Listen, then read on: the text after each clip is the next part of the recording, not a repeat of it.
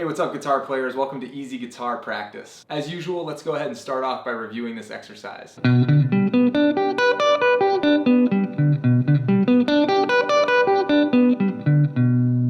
So this exercise might seem a little bit monotonous or potentially boring, but there's a lot you can do with this shape, so I'm going to go ahead and show you some of the applicability. So an arpeggio is basically a chord broken up into individual notes. So we're pretty much playing a C shape, the one that you're probably familiar with. We're playing it higher on the neck so that it becomes a G. So my challenge to you, especially if you're not familiar with this G arpeggio shape, is to see if you can get all the notes right just by knowing the information that we're taking the C shape down here and moving it up the neck. So really use your ear to figure out what notes we're playing in this arpeggio. Now the way we're playing it is a little stiff because we're ultimately just trying to get repetition under our fingers. But there's some really cool concepts we can learn from arpeggios, and you can hear this specific concept in a lot of Jimi Hendrix songs. Whether or not you know this, you can imagine that there's probably some other notes associated with the G major scale that are lingering around this shape. So what you can start to do is play two notes at a time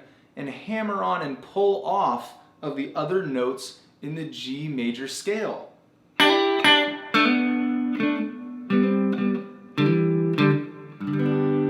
And so that's just using G chord shapes and breaking them up into smaller sections. And you might recognize that flavor as some sort of Hendrix-ism, you know.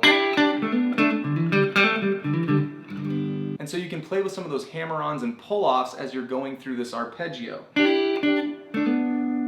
And just really experiment, be non-judgmental, and I think it'll be a valuable thing to experiment with. So have fun with this now that you can recognize the value inside of the exercise, and we'll see you next time.